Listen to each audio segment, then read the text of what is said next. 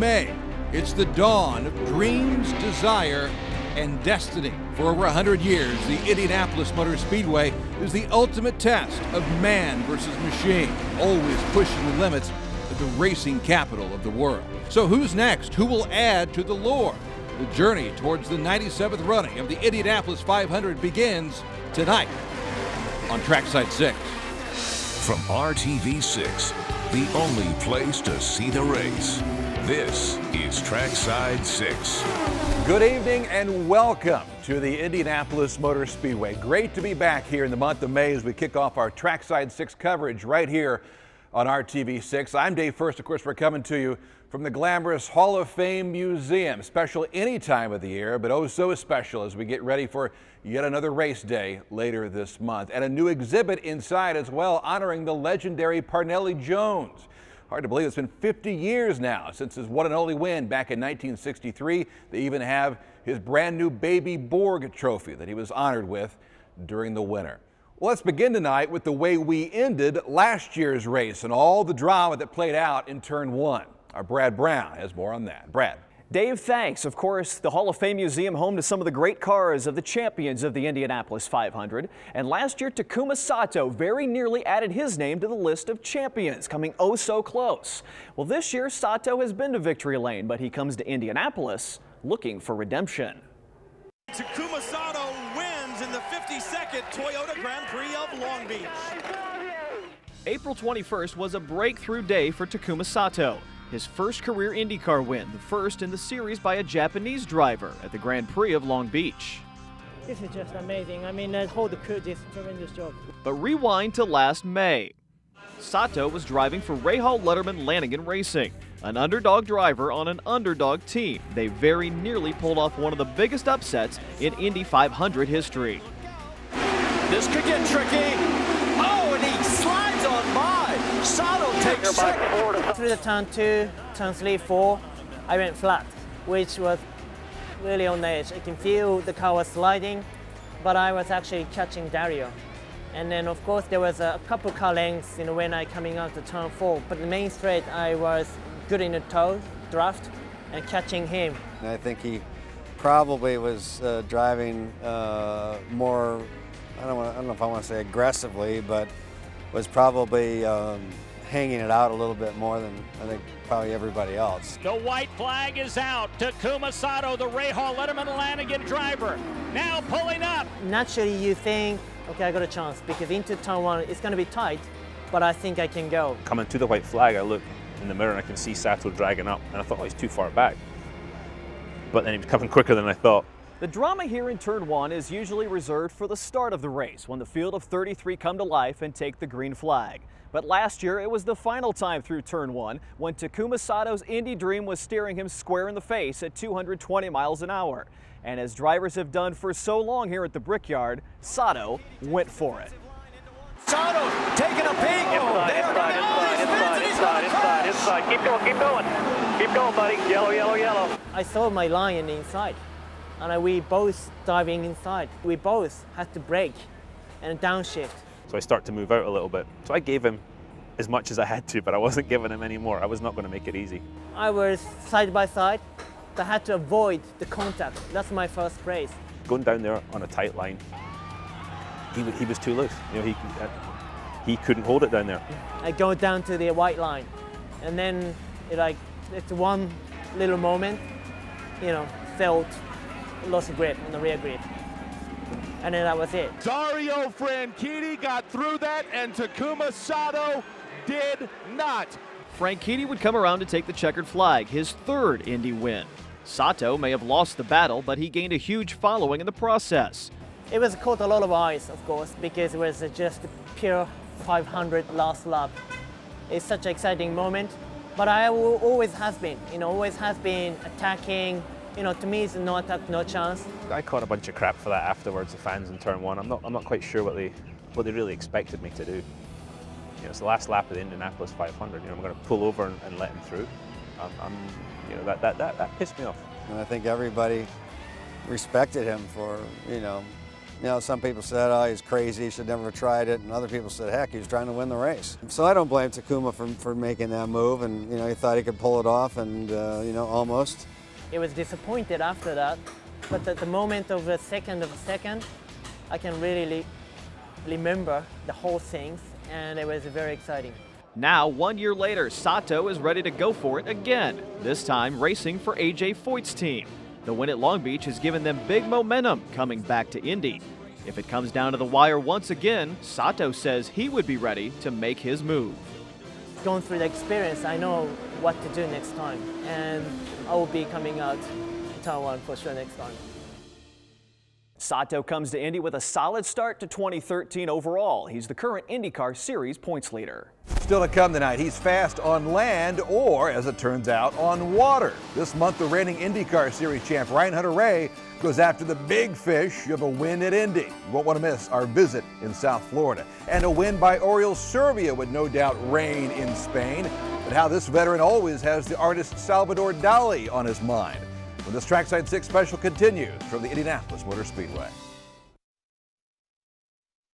It was last September at Fontana when Will Power's spin was a series championship win for Ryan Hunter-Reay, his first IndyCar title, but now he's after something bigger, a win at Indy.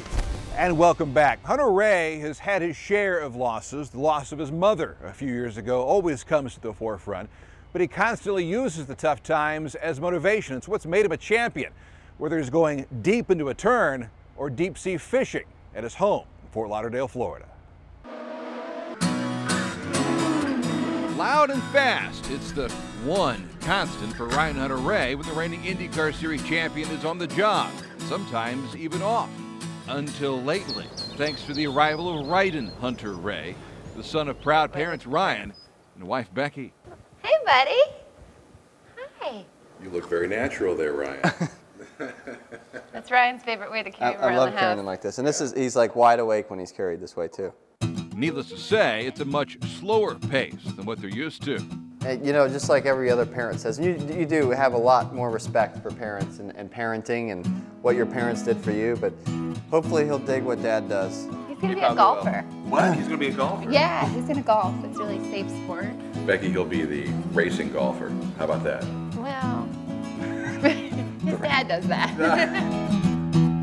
It's one of the many activities that brought Ryan and Becky together. But the first day they met, remembered in the 2004 painting of the Long Beach Grand Prix. She hit it off with my mom first, which was a big thing for me, too. And I didn't even realize it was his mom when I first met her. Right. Yeah, I met her at an autograph session, and next thing you know, I hit it off with his mom, and we're just talking the whole night. My mom and I worked on that one together.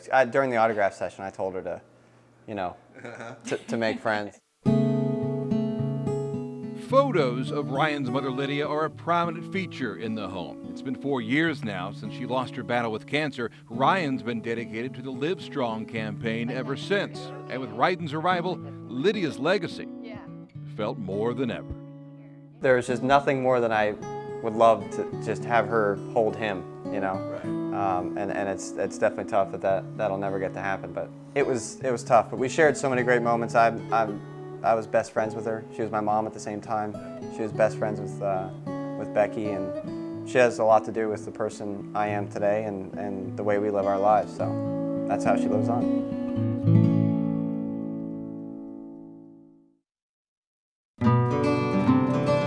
Hunter-Reay's home is as warm as the South Florida sun, with items commemorating their life, namely surfing, shells, and sea life. How about an eye-catching aquarium, custom built right down to the RHR initials cut into the coral. Pretty much makes the house. It's right in the center of the house, and it was a custom piece for this area right here. And our whole house is, you know, actually our lives are basically nautical, marine. Yeah, we love to surf, be on a boat, fish, the whole thing. Everything was very similar. In fact, a boat or fishing trip is just a click away. Cruising the waters in a 36-foot yellowfin past neighborhoods he's known since his family moved here when he was 4. Have you ever thought what your life would be like without racing if you went a different way? Oh, absolutely, yeah. I think about that often. And that's a good thing, too, because then you really Motivate you a little bit? Yeah, absolutely. Still a lot to do. It's the biggest race in our sport. We've got a lot to get done there. And yet, Indy Got a lot of is a work. far cry from the Intercoastal.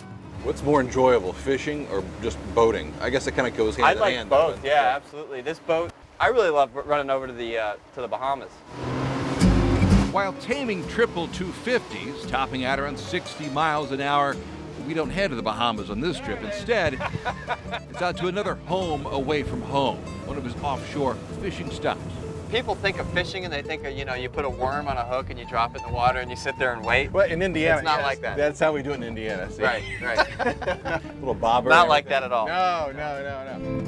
He's an accomplished sportsman as well, providing home video of trips for mahi, sailfish, and more on the water or in it. Brings a whole new meaning to the term pole position. So let's sum up your life right now. Fast cars, fast boats, and fishing. Yeah. Ryan Hunter-Reay, ladies and gentlemen. It is a great life, absolutely. I'll be the first to admit it.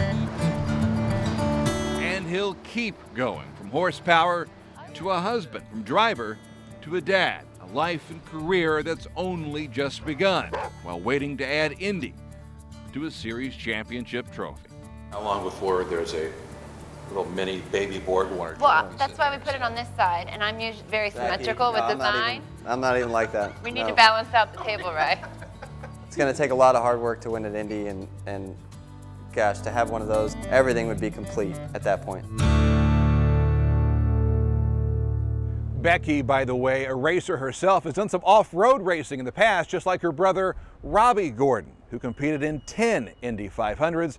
There's no doubt a win by Ryan this month would be one for the entire family. Still to come, there's a certain art to the sport of racing, and no one knows that more than Dreyer and Reinbold's Oriol Servia. And tonight, he paints a picture of Indy, unlike anyone on the grid. When Trackside 6 continues. We've already seen some cars on track here in the month of May. Last week, Firestone Indy Lights teams testing here at the Speedway. 11 teams on track, including current points leader Carlos Munoz, as they look ahead to the Freedom 100 on Carb Day. One of the great stories from last year belonged to Oriol Servia. He started way back in row 10, but finished 4th. Obviously, he's ready to go again this year, from Barcelona to the Brickyard, and a guy who can picture himself in Salvador Dali in Victory Lane. Victory Lane is usually the inspiration for race car drivers, and 38-year-old Oriol Servia is no different. It's been that way since the Spaniard was born. I had my first motorcycle when I was 2.5, and my first go-kart when I was 4, so it was going to happen, basically. What else were you going to do with life, right? I've always loved it. But while some drivers wear their emotions on their sleeves, Servia wears his on his helmet. It's the likeness of Spanish artist Salvador Dali. He's had it on there since 2006, and a visit to the Salvador Dali Museum in St. Petersburg, Florida, is his yearly pilgrimage. I always had Dali things since 2003, but I used to have the melting watches, right? And I had these since I think 2006, the face and the side. Very cool. I'm surprised nobody has actually copied it yet. I always have Dali. This spring, he unveiled his 2013 version for us, and the museum provided the 1964 image that the Dali likeness is actually from, all located in this architectural gem on Florida's Gulf Coast. Peter Tosh is with the Dali Museum, and of course, this is a Spanish museum. We have to have sangria, salud. Salud. And salud to you. Salud. Salud. Don't tell my team owners I'm actually having some wine. Inside and on display, some 2,000 works, the largest Dali museum in North America. There's a surrealist treasure around every corner. The larger paintings were usually done during the summer. You don't know how many pictures I have of this cathedral. I mean, that's where my parents live, yeah. It's not like a typical Dali. So the woman is the woman who raised him as a child, and he's thinking about her, remembering her. Each time Servia visits, it's like going home. Just he put so much detail into any of his pieces. You can be staring at it half an hour and still discover a little thing you didn't see before. For instance, this canvas piece finished in 1976. The images of his wife looking out the window, but... The one that you close the eyes, you see Lincoln.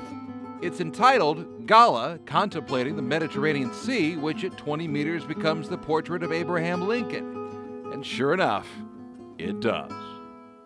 The object over here, the lobster telephone, it was supposedly, there was a party at Edward James' house.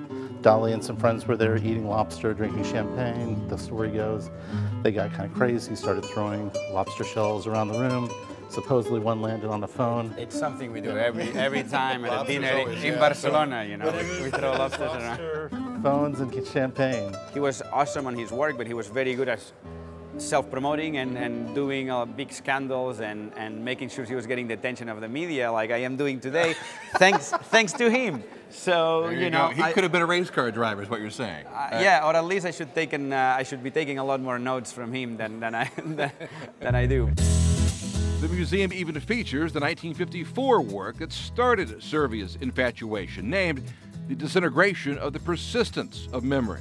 This is how I started doing Dali things in my helmet, because I would just put the melting watches, because that's racing. I always thought you're fighting time. Like, it's always about the lap time. You're always trying to get there before the other guy. It's also, you know, you're trying to melt time. So that's how I started putting, honestly, my first association with Dali was just putting the melting time. Ultimately, for Servia, it's about time. A win at Indy would be huge, not only for him and the Indy-based Panther Dreyer and Reinbold race team, but for an entire country. He's already reflecting. The race is so huge. Anybody that is ever lucky to be in it already, it's amazing. And then if you happen to do well, it's, you know, and I've done well. You know, I finished 4th last year, 6th the year before, but I haven't won it. I can only imagine what it is to win it. And yet, imagination is what it takes around here. He bought a box of pencils with a Venus de Milo on the box. They saw a face. It's about driving Dolly to victory at Indy. Think of the sangria that'll be enjoyed then. Thank you so much for the tour, and good luck in the 500. Thanks for a great sangria, and it's going to inspire me for a great weekend. The month actually got off to a rough start for Servia after his race team announced they plan to scale things back, cut back the schedule after Indy in a cost-saving move, although plans may change if Oriole is able to win on race day. When we come back, we just celebrated the 100th anniversary of the Indy 500, but this year another reason the number 100 will be important. Plus, our Robin Miller looks ahead to the month as we continue here on Trackside 6. This is, of course, the Borg-Warner Trophy, the most famous trophy in all of motorsports. It features profiles of each winner of the Indianapolis 500.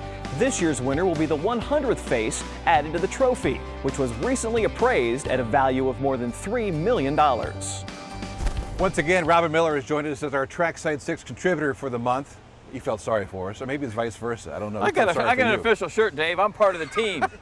Let's look ahead to this thing this month.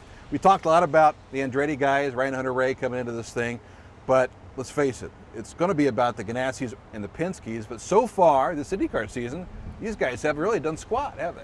When you think about their history and their legacy and the fact that they're 0 for 4 this year, that's pretty much the biggest shock I think you're going to see in the last decade or so. But look at how they do it in Indianapolis. Penske's the standard bearer. I mean, you got to beat him. That's who you got to beat. And Ganassi's been right on his butt the last decade or so. So you got to think, is Franchitti or Elio the two stories? Right. Who's going to win their 4th 500? But the way things are looking, you could have somebody like Sato, a 1-car team. Well, it's going to be a 2-car team with Connor Daly, but he's run so well. He almost won last year. And I think this car has evened the field up like we've never seen before. Last year was maybe one of the 5 greatest Indy 500s of all time. No doubt. And this year ought to even be better. Robin, follow that up. You got Ryan Briscoe coming in, running with Ganassi's team this year. Hasn't had a ride this season, but has an opportunity with the success that he's seen to a certain extent here. Can he really make a go at it this May? Well, I think it's interesting because Ganassi hardly ever rehires somebody that he gasses. And I think Briscoe's last year's pole sitter. He obviously is comfortable here. He's got something to prove because he doesn't have a full-time ride. And this is his chance to maybe win somebody over and say, hey, you know, I'm not a sports car driver. I'm still young enough to drive these things. Give me a shot. So it'll be interesting to see Ganassi with 4 cars and Penske with his group and the Andretti Armada and all the little guys. We haven't even talked about A.J. Allmendinger, who's thrown into the mix for Penske. I mean, I think we're going to hear something from him before it's all said and done. I do too. I think when you look at Will's setup or Elio's setup, you know, A.J.'s never driven an Indy car here, but he's going to get comfortable in a hurry. It's going to be very interesting to watch. Glad you're with us here on RTV6 and Trackside 6. A look at our schedule this month, beginning with opening day this Saturday. Gates open at 10, open practice and rookie orientation begins at noon. After a week's worth of practice, pole day is a week from Saturday. Gates open at 6:30, practice at 8 a.m. Qualifying then begins at 11. Bump day next Sunday. And then Carb Day on the 24th, including the final practice, the Freedom 100, the pit stop competition, and the Carb Day concert featuring the group Poison. And that brings us to race day, Sunday, May 26th. Don't forget, RTV6 is the only place to see the race. Our coverage starts bright and early race day morning with breakfast at the Brickyard, and you can see the rebroadcast of the Indy 500 Sunday evening at 7 o'clock. All right, and then join us. Don't forget next Thursday for another edition of our Trackside 6 specials, an exclusive with the 4 living 3-time champions of the 500, Johnny Rutherford, Bobby Unser, Elio Castroneves, and Dario Franchitti. All 3-time winners? I think they ought to all retire and go home. Wait, you're saying the 4-time club has got enough guys in it already? Is that Too many. Too many. How many too many? 3 too many? 3 too many. Should be only one. That should have been me, Dave. Three's Company next Thursday. For all of us here at RTV6, for Robin Miller, Brad Brown, I'm Dave First. Thanks for watching, and let's go racing, shall we? Let's have last year's finish without somebody hitting the wall. Let's have some fun. Thanks for watching. Good night for now from the Indianapolis Motor Speedway.